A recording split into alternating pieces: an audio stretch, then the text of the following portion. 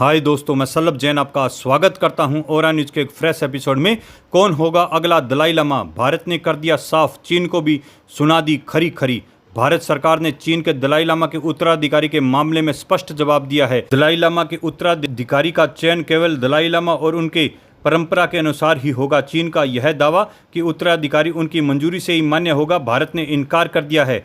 6 जुलाई को दलाई लामा के 90वें जन्मदिन पर धर्मशाला में कार्यक्रम होगा। दलाई लामा के 90वें जन्मदिन पर भारत की ओर से 2 केंद्रीय मंत्री शामिल होंगे।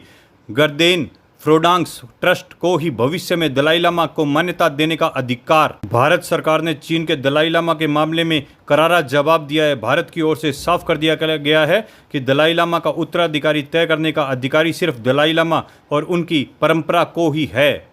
दलाई लामा के उत्तराधिकारी का चयन सिर्फ स्थापित परंपराओं और खुद दलाई लामा की इच्छा से ही होगा।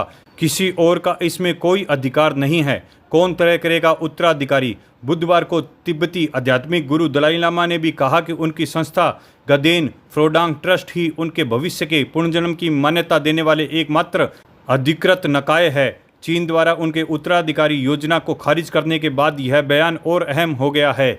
दलाई लामा बौद्धों के लिए सबसे अहम और परिभाषित करने वाली संस्था है। उनके अनुयायी मानते हैं कि अवतार सिर्फ स्थायी परंपरा और दलाई लामा की इच्छा के अनुरूप ही तय होगा। चीन को भारत का स्पष्ट जवाब। चीन की तरफ से यह दावा किया गया था कि भविष्य में कोई भी दलाई लामा तब भी मान्य होगा जब उसे चीन की मंजूरी मिलेगी। भारत सरकार ने इस बयान को खास तौर पर नकारते हुए परंपरा का सम्मान करने की बात दोहराई है। कोई और व्यक्ति या देश यह निर्णय नहीं ले सकता कि दलाई लामा का उत्तराधिकारी कौन होगा।